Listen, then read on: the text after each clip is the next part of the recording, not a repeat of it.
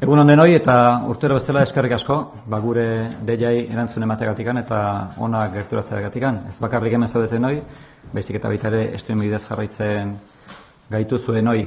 Lehenik eta behin, aurkezpenak nire eskubitara Irune Iarza, Ogasun zuzendaria daukagu, eta ezkerretara Jolanda Domínguez, Zerga kudeaketako zuzendari nagusia. Urtero legez, gaur egokitzen zaigu, urtengo errente eta ondare zergan kanpainan emaitzak ematea.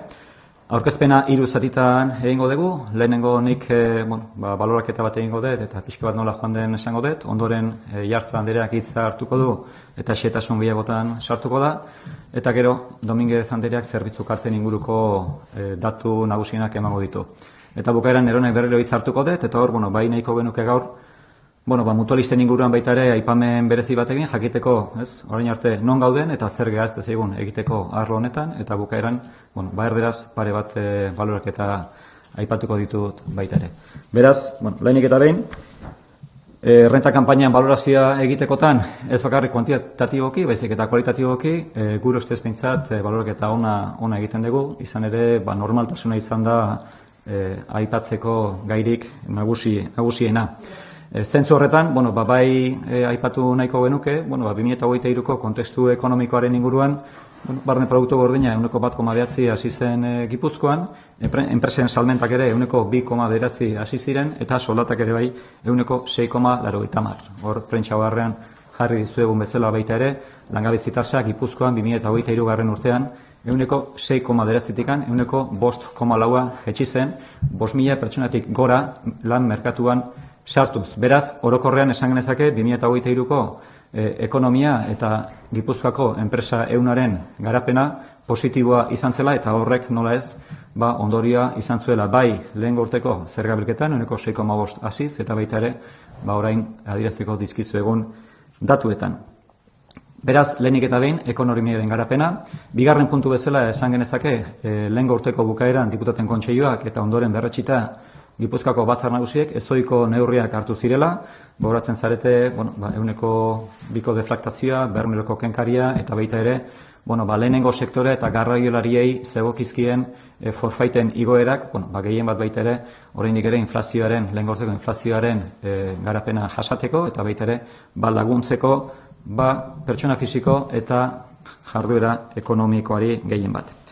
Eta hirugarren elementu bezala, kanpaina honetan bereizgarri izan daitekena, aipatu dut ekonomia, aipatu ditut ezohiko neurriak, eta hirugarren elementu izango litzateke mutuen eragina. Mutuen eraginean bukaeran aipatuko dugu, baina inpaktu izan du kanpainan bertan, eta baita ere, lehengo astean egin ditugun ezohiko itzulketak. Orotara, kanpainan, lehengo urtean ia 40 milioi euroko saldo positiboa geneukan ogasunaren alde, eta aurten 48 milioi euroko saldo positiboa daukagu herritarren alde. Beraz, urte batetik bestea 87 milioi euroko inpaktua edukiko genuke. 3 elementu horiek kontutan hartuta. Ekonomiaren garapen ona, bigarren aldiz guk geronek hartuako ezohiko neurriak, eta hirugarren elementu bezala, Auzitegi Gorenaren ebazpenen ondorioz mutuen inguruan izan dugun inpaktuaren langa edukiko genuke hortxe. Hau, PFS-aren kanpainaren inguruan, eta baita ere aipatu nahiko genuke, ondoren Iarza Andereak aipatuko ditu xehetasun gehiagorekin, ondoren zergan baita ere, aurten iaz baino 5 milioi euro gehiagoko bilketa izan dela, eta hau, 6,7 igoera izango litzateke, eta ino handi batean, merkatu finantzieroen garapen onaren ondorio izango litzateke 2023 urtean. Beraz, kanpainaren balorazioa arestian esan dudan bezala, guri normaltasuna nabarmentzea gustatzen zaigu, eta normaltasuna izan da. Egia da aurten aurre kanpainan mutuen inguruan, bagen euskala gure elementuak eta hartu beharreko erabakiak, eta zentzu horretan, gure giza baliabideen taldea 200 pertsonetatik 230 pertsonetara igo genuen, aurrez aurreko arreta hori hobeagoa izan zedin kolektibo guztiei, baina bereziki kolektibo hauei, badakizue 9 bulego dauzkagula, 9 herritan 11 bulego dauzkagula, eta zentzu horretan, guk naiz eta, esaten dugun, teknologikoki aurreratuenak izaten saiatu behar dugula, baita ere aurrez aurreko arreta benetan probesten eta baloratzen duten jendea badaukagu, eta zentzu horretan baita ere guk azpimarra handia egiten dugu. Enuke hasierako zati hau amaitu nahi, esan gabe, eskerrak eman gabe herritar guztiei, urtero egiten duten ekarpenarengatik, izan ere beren ekarpenaren ondorioz egunean dugun ongizate maila hau mantentzeko gai gera eta baita ere ditugun zerbitzu publikoak finantzatzen dituztelako eta baita ere nola ez etxean ditugun profesional guztiei eta baita ere gure zerbitzu informatikoen taldean, IZFE taldean dagoen jendere, izan ere aurten jakin badakit lan eskerga egin dutela batipat mutuen gai honen inguruan gauzak xuxen eta ondo joan ditezen. Beraz, eskerrak izarteari eta eskerrak baita ere etxeko profesional eta IZFeko langilei. Beraz, hasierako balorak eta izango litzateke eta orain hitza Jarza Anderari emango diot. Kaixo guztioi egunon. Hasteko errenta kanpainako datu zehatzak emango ditut, gero pasako naiz ondaren gainuko zergara eta bukatzeko fortuna handien aldi baterako zergako emaitzak ere komentatuko ditut. Errenta kanpainarei dagokionez, aurten 412.855 aitorpen aurkeztu dira, pasaden urtean baina 11.136 aitorpen gehiago. Hau da, azken hamarkadako daturik altuena. Modalitatearen arabera, esan dezakegu kasu guztietan nabaritu dela gorakada aurkezpen kopuruari dagokionez, hau da, internet bidez aurkeztutako aitorpenetan, aurrez aurreko egindako aitorpenetan eta autolikidazio proposamenetan baita ere. Horrela, interneten bidez egindako aitorpenak 108.000 izan dira, iaz baino ia 3.000 gehiago, aurrez aurre egindako aitorpenetan, badakizute hau zergadunek estima handia duten zerbitzua dela, eta aurten 67.019 aitorpen aurkeztu dira aurrez aurre, eta aurreko urtean baino 5.155 aitorpen gehiago izan dira. Eta autolikidazio proposamenei dagokionez, 227.986 aitorpen aurkeztu dira, iaz baino 3.000 gehiago. Aitorpenak emaitzaren arabera, esan dezakegu 286.318 aitorpen itzultzera izan direla, guztien 171,8, eta guztira 362 milioi inguru itzuli dituela ogasunak. Bataz beste, zergadun bakoitzari 1.222 euro itzuli dizkiogu. Gainerako 116.517 aitorpenak ogasunari ordaintzera izan dira, guztira 313,8 milioi jaso ditugu, eta aitorpen guztien 128,2 izan dira guztira ordaintzera eman dutenak, eta beste ordaindu dituzten zergadunak 2.684 euro ordaindu dizkiete zergadun horiek ogasunari.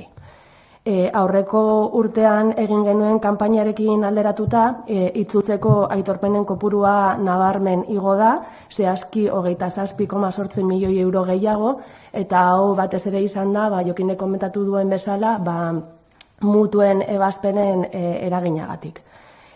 Ordaintzeko aitorpen kopurua aldiz jaitsi eginda eta iazko datuekin alderatuz 60 milioi euro gutxiago sartu dira ogasunera. Orain, ondarearen gaineko zergara pasako gea, eta ondarearen gaineko zergan esan dezakegu aspaldiko urteetan baino emaitza hobeagoa lortu dela, Jokinek aurreratu duen bezala, 74,8 milioi euro bildu ditugu zerga honekin aurten, eta aurreko urteko kanpainaren emaitzarekin alderatuta 5,1 milioi eurotan hobetu dela esan dezakegu. Aitorpen kopuruak igo dira, guztira 9.088 aitorpen izan ditugu, hau da, 335 aitorpen gehiago lehengo urtearekin alderatuta, eta bataz besteko aitortzaile bakoitzaren ordainketari dagokionez, aurtengo kanpainan kopurua igo eginda, eta horrela bataz beste aitortzaile bakoitzak aurten 8.251 euro ordaindu ditu. Lehen esan dugun bezala, aitorpen kopuruak igo dira, eta baita ikusi dezuen bezala bataz beste ordaindu dutena ere. Datu hauen arabera, ondoriazta genezake zerga hau finkatuta dagoela Gipuzkoan, eta azken hamarkadako urtez urteko joera positiboa dela.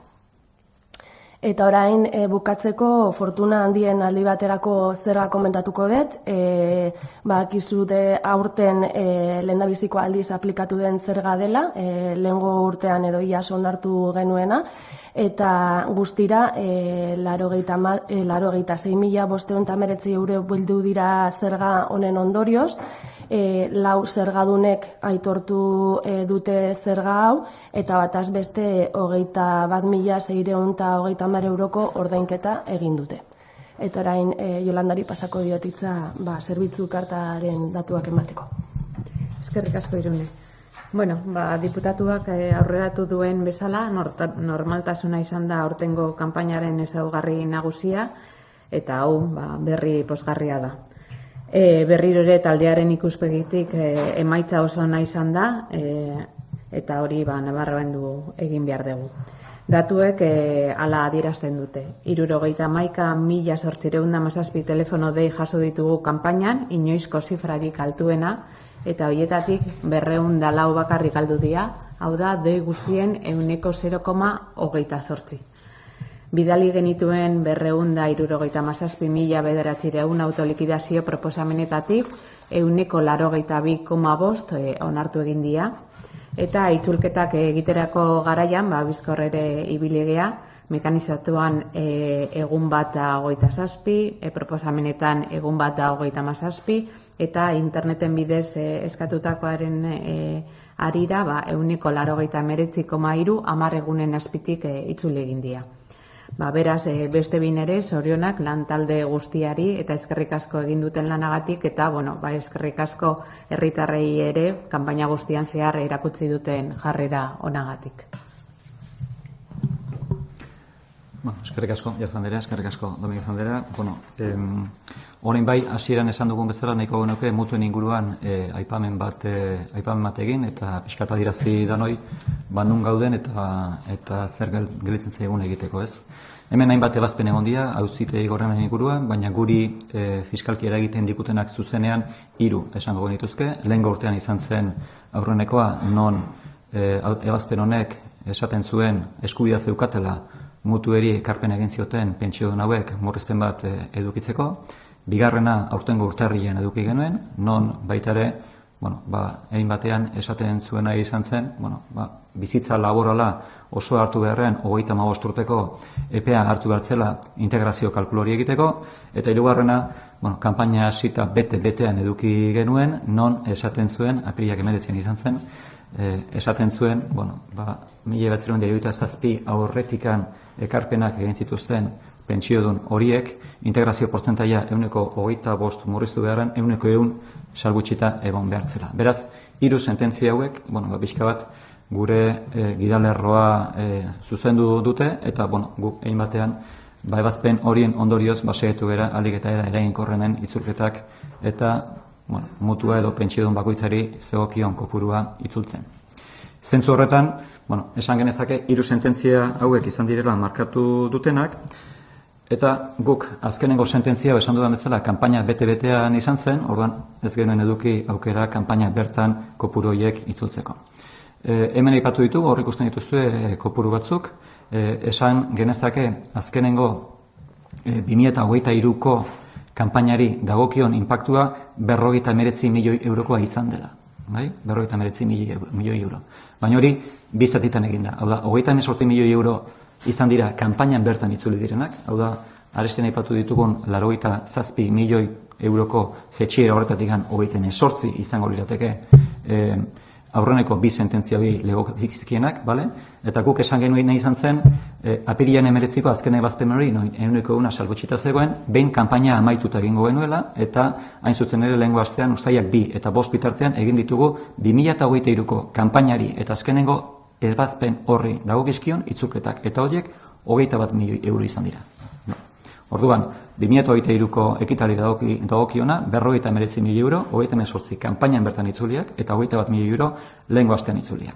Kolektiba zein da, hor dauko ez kolektiba, kanpainan bertan muten eragina izan duten kolektiboak, gogoratzen zaret, guk 100.000 inguru izango zirela esan genuen, 102.000 eta 500 izan dira. Eta azkenengo sententzia honen ondorioz, hau da, 1977 urtetik aurreragoko kopurua, mutuen kopura zen bada, 102.000 500 horitatik, 34.706. Beraz, gure kolektibo osoa 102.000 eta 500 dira, hau da, 79 baino lehenagoko ekarpenak egin duzten pertsonak horiek dira, eta zenbat dira 77 aurretikoakoak 100% salbutxe dauzkatenak, 34.706. Beraz, momentu hontan gure partetik, mutuen inguruan 2023ko ekitaliari dagokizkion kopuruak likidatuta eta itzulita daude. Dagoeneko, Gipuzkoar bakoitzaren poltsikoan daude.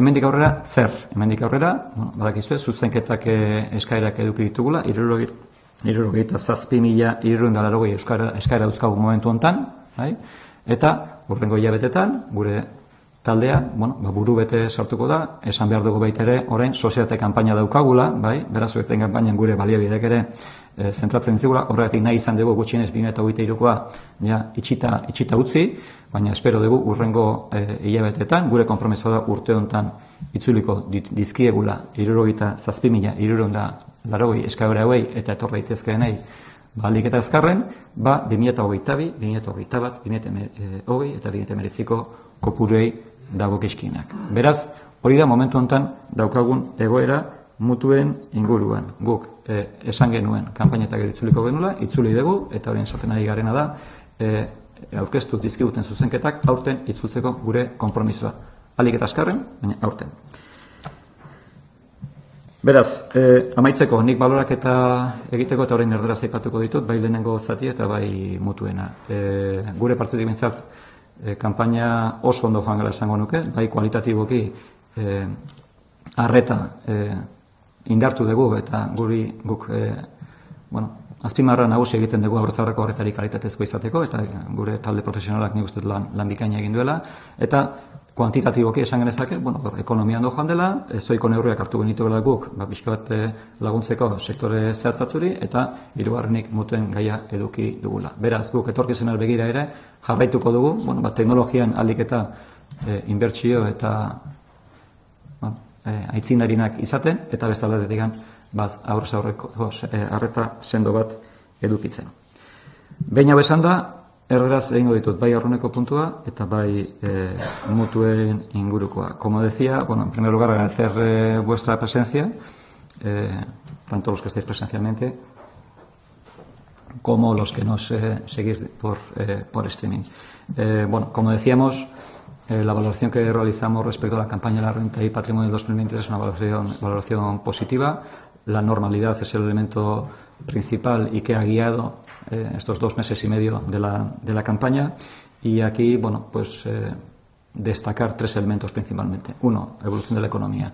Ya he mencionado anteriormente en euskera, el Producto Interior Bruto en Gipuzkoa creció un 1,9%, las ventas más de un 2%, el desempleo bajó del 6,9 al 5,3%, la recaudación subió un 6,5%, quiere decir, la actividad económica se mantuvo robusta a pesar de la incertidumbre existente a nivel geopolítico. Segundo elemento, nosotros adoptamos a finales del ejercicio anterior en el Consejo de Diputados, que posteriormente fueron ratificados en enero de este año por parte de Juntas Generales, determinadas medidas extraordinarias, como la deflactación, la de los 200 euros y también el incremento de los forfaites, lo que es el primer sector, y al sector de transporte. Medidas para personas físicas y actividades económicas para intentar paliar los efectos de la inflación. Y el tercer elemento extraordinario que hemos tenido en esta campaña, las sentencias de las mutuas que efectivamente han hecho que tuviéramos que incrementar nuestros recursos para de alguna manera dar una respuesta lo más profesional posible a este colectivo y que tenga un impacto que luego os mencionaré. Por lo tanto, normalidad, hemos tenido que incrementar nuestros recursos de 200 personas a 230 personas para intentar atender de una manera eficaz y obviamente, por mi parte, agradecer a toda la ciudadanía por la aportación que realiza año tras año al sostenimiento de los servicios públicos y también al equipo de profesionales de Hacienda y Finanzas y también a nuestros servicios informáticos de ICEC, que este año me consta que especialmente, sobre todo por el tema de las mutuas, han tenido que realizar un esfuerzo extraordinario y excepcional para que todo esté transcurriendo con normalidad. Por lo tanto, una lectura positiva de la campaña. Respecto a las mutuas, lo que sí quisiéramos hacer es un punto, minuto resultado, como dicen en el argot futbolístico, dónde estamos y qué es lo que nos queda, ¿no?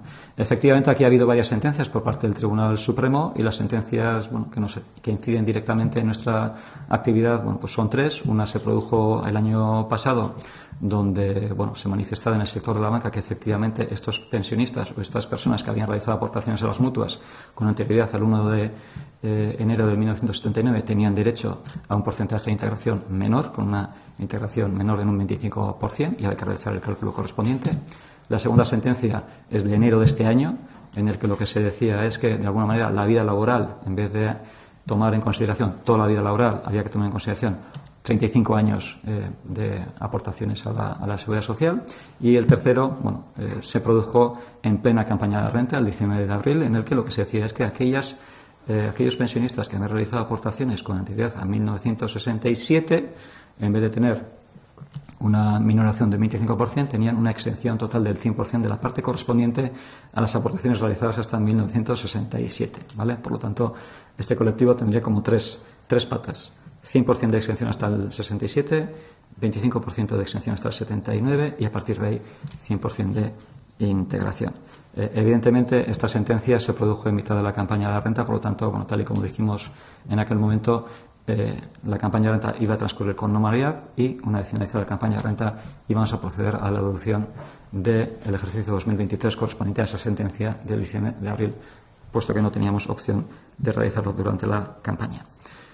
Yendo a las cifras que podéis observar en la pantalla, respecto al ejercicio 2023, el primer mensaje es que el ejercicio 2023 está completamente liquidado y devuelto por parte del Departamento de Hacienda y Finanzas y la Diputación Foral de Guipúzcoa. Es decir, todas las personas que tuvieran derecho a recibir importe alguno y a regularizar su situación está ya perfeccionada, está realizado, ¿vale? En ese sentido, ¿cuáles han sido los importes? Pues efectivamente, las 2 primeras sentencias ya habíamos hecho los cálculos correspondientes y habíamos emitido las propuestas en relación a esas 2 sentencias. El impacto dentro de la campaña de renta, recordáis que el saldo ha disminuido 87 millones de euros entre la campaña anterior y esta campaña. De esos 87, 38 corresponden a la deducción de las mutuas del ejercicio de la campaña del 2023. El colectivo de afectados ha sido 102.500 personas, han sido los beneficiarios de estas devoluciones de 38 millones de euros. Tal y como dijimos, la última sentencia del 19 de abril, en la que se estipulaba la exención del 100%, no del 25%. ¿Cuántas personas han tenido derecho a esta devolución? De ese colectivo de 102.500, 34.706. La semana pasada, entre el 2 de julio y el 5 de julio, ya hemos procedido a devolverles 21 millones de euros. Por lo tanto, ¿cuál es el importe asociado a estas sentencias respecto a la campaña o la declaración de 2023? 59 millones de euros, que se han distribuido 38 durante la campaña y 21 la semana pasada como consecuencia de la última sentencia. ¿Dónde estamos ahora? Pues como decía antes, tenemos 67.380 solicitudes de rectificación. Estamos inmersos en plena campaña de sociedades, pero nuestro compromiso, tal y como dijimos en 2023 que íbamos a volver una vez finalizada la campaña, y ya lo hemos hecho, nuestro compromiso en ese sentido, nuestra vocación es devolverlo lo antes posible, pero siempre y cuando se haga en el ejercicio 2024. Es decir, para diciembre de este ejercicio nos gustaría que estas 67.000 solicitudes de rectificación en su amplia mayoría estuviesen resueltas y devueltas las cantidades a las personas beneficiarias. De hecho, estamos ya trabajando en ello y en cuanto se empiecen a producir las devoluciones, pues os iremos informando. Nos ha parecido oportuno hacer un paréntesis respecto a las mutuas porque es un colectivo importante de beneficiarios en Guipúzcoa y, en ese sentido, tal y como decíamos, 2023 ejercicio cerrado para nosotros y ahora nos quedarían el 22, el 21, el 20 y el ejercicio 2019 y, lo haremos con la máxima celeridad y la máxima eficiencia. Aquí sí quisiera reiterarme en mi agradecimiento personal a todo el equipo de profesionales y especialmente también al equipo de ICE, porque me consta que han trabajado a destajo para que, pues durante la campaña, porque no tenemos que olvidar que la Seguridad Social nos remitió la última información una semana antes de de finalizar la campaña, por lo tanto en aquel momento tuvimos cierta tensión, un nivel de exigencia muy elevado, y me consta también que para devolver la semana pasada pues también hemos tenido que hacer un ejercicio ímprobo por parte de todos los profesionales, y seguiremos haciéndolo porque nuestra vocación claramente es intentar resolver las situaciones que se produzcan lo antes posible. Y finalizar con la valoración positiva de la campaña de renta y patrimonio. Ya he mencionado que en patrimonio también hay un incremento de 5 millones de euros, principalmente obedece a la evolución de los mercados financieros, pero como habéis observado también hay un incremento significativo de contribuyentes, tanto en términos absolutos como también en el importe medio que han abonado. Por lo tanto, ya ahí también tenemos un impuesto totalmente consolidado en el esquema fiscal de Gipuzkoa. A partir de ahí, bueno, zuen esan eta gaztea galderan bat, zalantzan bat, zerbait argitzen nahiko bazen dute, zuen esan eta eskerrik asko. Kaixo, Joaquín, bueno, lo has explicado muy bien, todo el tema de los mutualistas. Para hacer un breve resumen, en total en este ejercicio 2023, o bueno, en el pasado, habéis devuelto a 102.500 mutualistas por un importe total de 59 millones de euros, es correcto, ¿verdad? Y la media, haciendo una media con esto, da una media de devoluciones por pensionista, por mutualista de 575 euros. No sé si esa media por devoluciones es superior, cuando normalmente hablábamos de 800, 1.100 euros, o la media se ha reducido un poquito a esos 575 euros.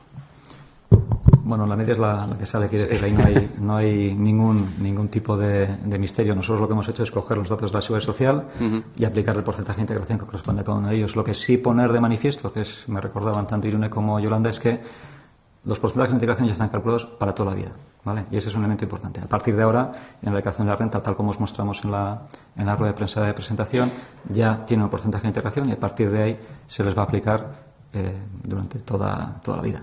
Entonces, ese es el primer mensaje. Y respecto a la primera pregunta, es así. El impacto en recaudación del ejercicio 2023, 59 millones de euros, que ya han sido devueltos y que, bueno, que ese impacto, vemos que la recaudación está aumentando en los primeros 5 meses. Desde luego este impacto lo vamos a ver en el parte de julio, que bueno, os daremos a conocer pues hacia el 12-13 de agosto. Bueno, pues allá vais a poder observar cómo hay una cierta bajada en la recaudación, bueno, pues como consecuencia de este elemento y otros que hemos ido adaptando. Quiero decir, las medidas extraordinarias también están ahí. Yo tenía otra pregunta respecto al saldo negativo que ha arrojado, que es de 48,3 millones de euros. ¿Qué ha tenido más impacto? ¿Esta merma un poco del tema de los mutualistas o todas esas medidas antiinflación que ya se pusieron en marcha el año pasado respecto a ese saldo negativo que ha arrojado? A ver, nosotros no tenemos el dato exacto de cuánto ha sido el impacto de las medidas antiinflación. Lo que sí decíamos, había una previsión que hicimos en la campaña de la renta de 80 millones de euros más o menos, ¿vale? Entonces, el primer elemento del crecimiento económico, que también tiene un impacto positivo, más el segundo, unos 80 millones, más los 38 millones, bueno, pues ahí tienes ya el mix de las tres patas, cómo afectan a esta bajada de 87 millones de euros en el saldo total de la campaña entre un ejercicio y otro. Nik gaiz, galderatxo bat neukan gaur goizean, Radio Euskadiri egindako elkarrizketa batean Ramiro González, Arabako aldun nagusiak esan du, uda amaitzerako edo, 3 aldundiek edo proposamen bateratu bat egingo ote luketen zerga araudi berri bati buruz edo. Ezakit hori hala den eta hala balitz zerbait aurreratzerik edo izango ote zenuken. Bueno, a ver, Gipuzkoan berezitasun badaukagu, eta Gipuzkoan beste bilurraldetan ez bezala ponentzia bat eduki dugu, urtarrian hasi zena eta ekainak 6an amaitu zena, hain zuzen ere Dominguez Andrea izan zen azkenengo ponentea. Momentu hontan, lehengo astelenean txosten bat aurkeztu du Ogasun Batzordeko lehendakariak. Lehengo astean izan da emendakinak aurkezteko epea, eta aste honetan izango da emendakinak negoziatzeko epea. Eta zentzu horretan, lehendakariak guri, uztaiak 18an, igorriko digu ponentzio horren txostenera ondorioak emendakin eta guzti. Eta guk orduan hasi beharko dugu lanean, pixka bat, zeler nagusi, lorroburu nagusiak batzuk badaude zehaztuta ponentzio hortan, hain zuzen ere 10 desafio jartzen ditu edo nabarnetzen ditu, eta zentzu horretan guk lan egin beharko dugu, pixka bat ponentek esan dutena, gehi alderdi batzar nagusien duten alderdi politikoek ebazten duten arabera, foru arau aurre proiektu bat idazteko, lantzeko, eta alderdi politiko desberdinekin negoziatzeko, bai urte hontan bozkatua eta eztabaidatua izan dadin batzar nagusietan. Hori da behintzat guk daukagun konpromesua momentu honetan. Beraz, hori ala izango balu, bai, uda ostean jakin beharko goneke pixka bat zein diran neurri nagusienak arlo horretan. Eta Arabako eta Bizkaikoekin bateratua izango litzateke opera hori mahai gainean baduzu, hiru aldundiren artean? Bueno, printzipioz ala erreforma guztiak ala izan dira, eta ala izan beharko luke. Gure bokazio behintzat da, estruktura fiskal nagusia dena edo nagusiena behintzat harmonizatuta joatea. Esango duzu hori, para cuándo estaría la reforma? Bai. En Guipúzcoa tenemos un elemento diferencial respecto a los otros dos territorios, que es la ponencia que se ha producido entre el mes de enero y el 6 de junio de este ejercicio, en el cual pues han acudido diferentes ponentes y se finalizó con la ponencia de la señora Domínguez.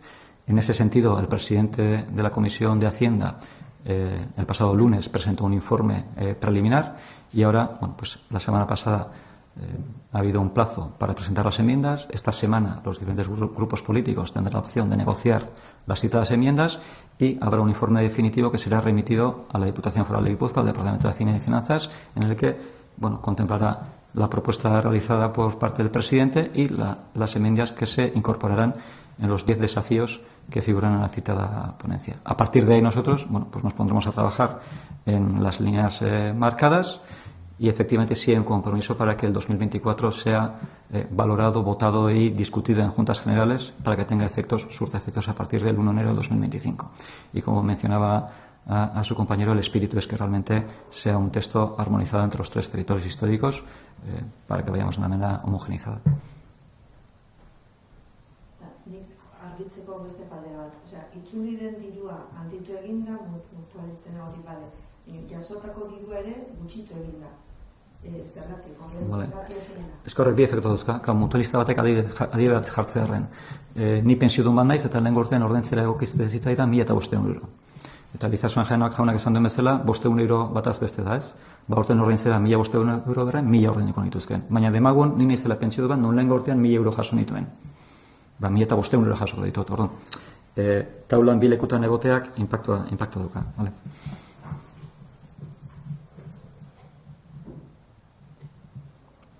Streamen bidez, galderik hau zerbait, ez?